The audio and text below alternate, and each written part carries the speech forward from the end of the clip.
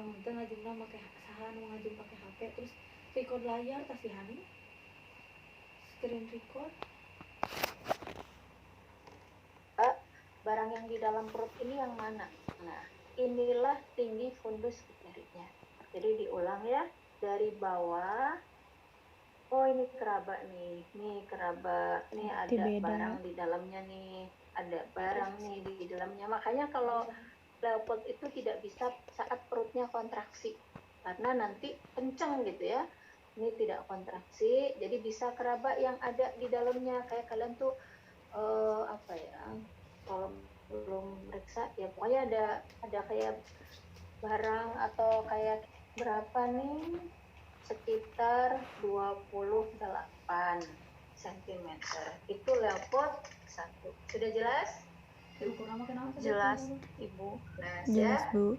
Jadi yang tadi masih ada langsung ke sini atau bahkan cuman seperti ini saja itu itu kurang tepat ya. Yang tepat kita raba dari bawah kemudian sampai semuanya teraba pada atas.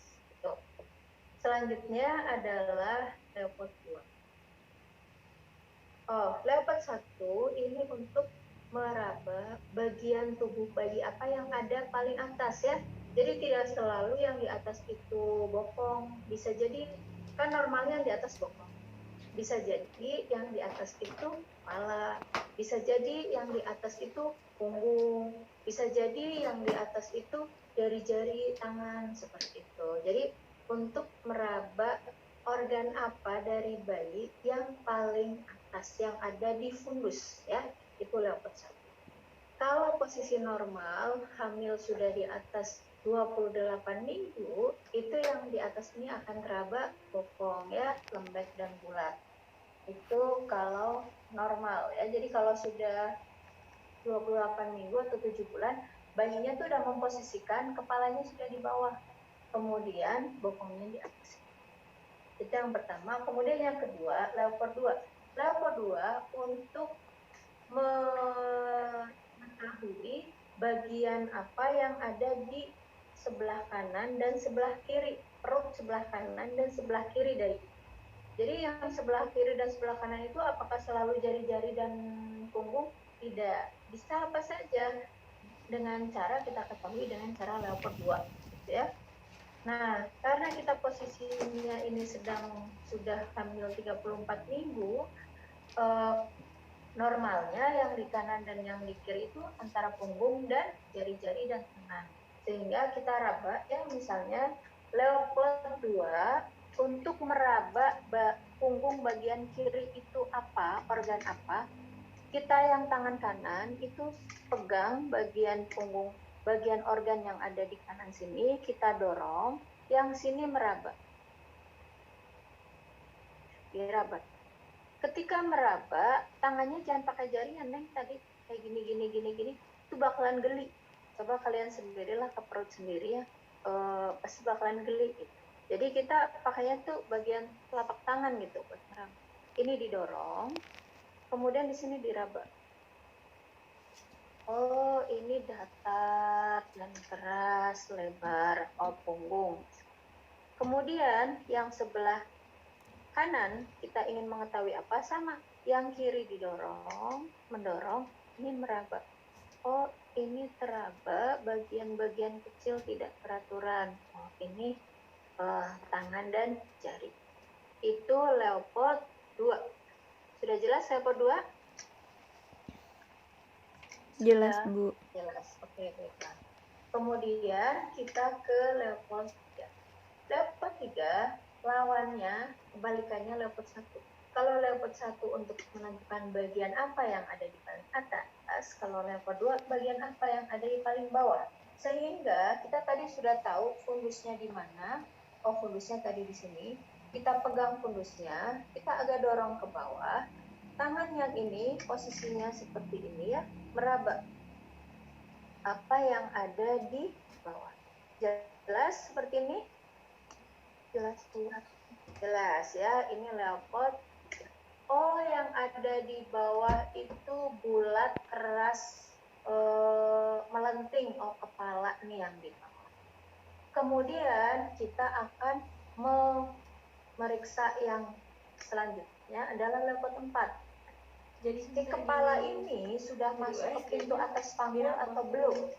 Ya, kita pegang, oh ini kok kayaknya susah digoyangkan ya, kayak sudah.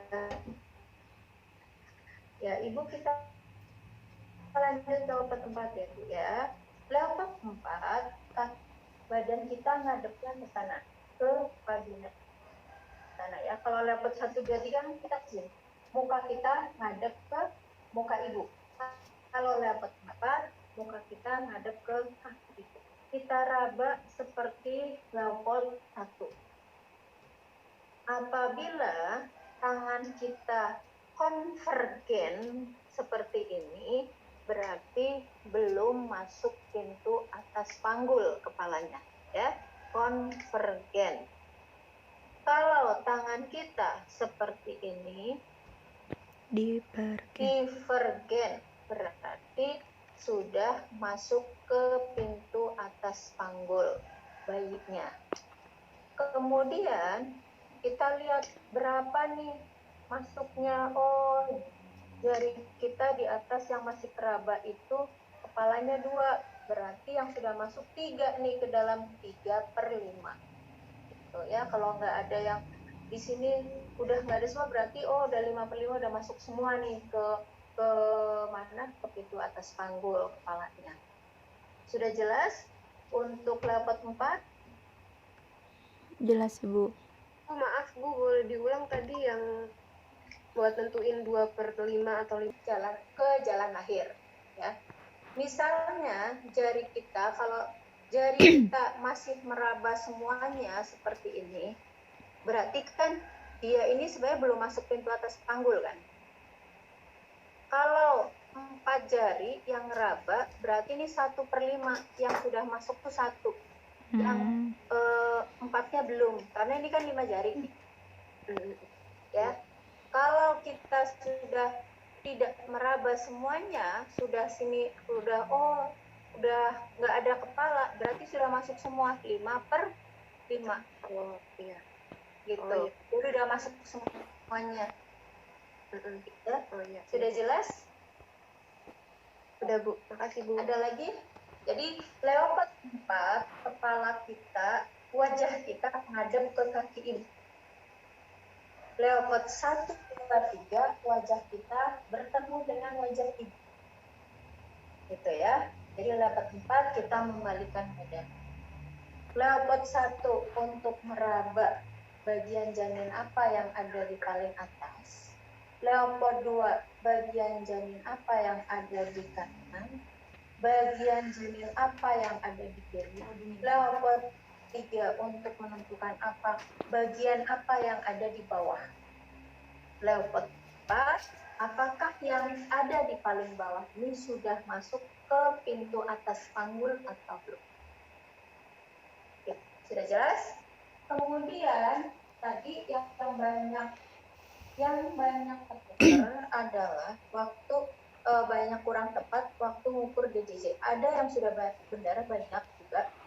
Yang belum, ketika mengukur DJJ dengan linek atau monoaural ini, mahasiswa tidak megangin gini ya. Nanti kalau megangin gini, suaranya yang dari janin tuh nggak bisa kedengar kuping kita. Kalau sudah ditempel, ditempelkannya di kulit Ibu, tidak bisa ditempel di baju. Ya, di kulit Ibu. Nempel ke kulit di punggung. Hasil sesuai dengan hasil perabaan kita. Pada saat kita sudah tempelkan telinga kita lepas. Tangan kiri megang nadi, tangan kanan melihat jam tangan. Hitung selama 15 detik. Pada saat 15 detik itu kalian hitungnya cuma 5 detik. 5 detik pertama, tek, tek, tek, tek, tek. 5 detik kedua, tek, tek, tek, tek, tek. 5 detik ketiga, tek, tek, tek, tek, tek. Kayak gitu. Jadi, nggak bisa kalian ngitung DJJ ngitung di jantung pakai monoaural ini selama 1 menit. Itu udah hilang pendengarannya gitu ya, karena dia sangat pelan dan juga cepat. Gitu. Kalian bayangin aja misalnya hitung dalam 1 menit. 1 menit kan hitungnya 1, 2, 3, 4, 5, 60 kan. Nah, sekarang 1 menit kalian ngitung 144 misalnya. 1, 2, 3, 4, 5, 6, pasti udah nggak tepat. Jadi ngitung ini tuh hanya 15 detik. 5 detik pertama, 5 detik kedua, 5 detik ketiga, ditambahkan dikalikan 4. Ya. Itu untuk kalau untuk Dopplernya itu habis baterai. Jelinya dipasang di sini, Neng. Jadi kalaupun di perut itu kalian udah tahu tadi kira-kira umumnya di mana. Jadi nggak ada kita tuh masang jeli di semua perut, gitu ya. Itu bukan seperti itu. Masang jelinya di sini, kita tempelkan. Oh, bukan. Kita geser. Oh, bukan. Kita geser. Oh, bukan. Jadi nggak sud. Itu nanti nggak dengar gitu ya. Kapan ngedengerinnya? Gitu. Kira-kira seperti itu. Tapi Ibu maklum karena kalian belum pernah megang alatnya, belum pernah mengukurnya ya. Tapi paling tidak dengan sudah memperagakan di ujian, Ibu tahu yang mahasiswa yang masih perlu untuk disempurnakan atau ditingkatkan itu di bagian-bagian. Kira-kira seperti itu. Ada pertanyaan?